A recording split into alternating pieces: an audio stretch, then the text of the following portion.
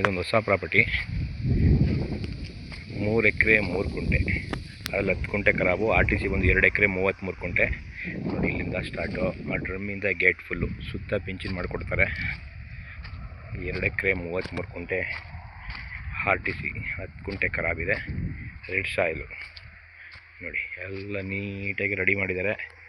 ಸುತ್ತ ಅದ್ಬಸ್ತ್ ಮಾಡಿ ಪಿಂಚಿಂಗ್ ಮಾಡಿ ಗೇಟ್ ಮಾಡಿ ಕೊಡ್ತಾರೆ. 2 ಎಕರೆ 33 ಗುಂಟೆ. ಮಳವಳ್ಳಿಯಿಂದ ಒಂದು 10 ಕಿಲೋಮೀಟ್ರ್ ಆಗುತ್ತೆ. ಬೆಂಗಳೂರಿಂದ ಒಂದು 85-90 ಕಿಲೋಮೀಟ್ರ್ ಆಗುತ್ತೆ.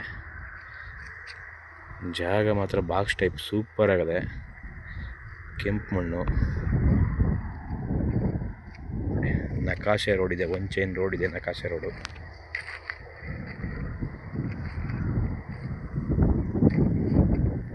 ಹೆಂಗಿದೆ.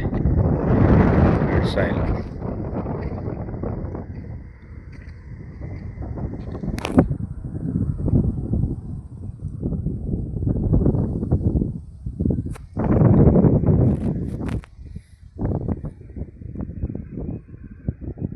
ಡಾಂಬರ್ ರೋಡಿಂದ 1 ಕಿಲೋಮೀಟ್ರ್ ಒಳಗಡೆ ಬರಬೇಕು.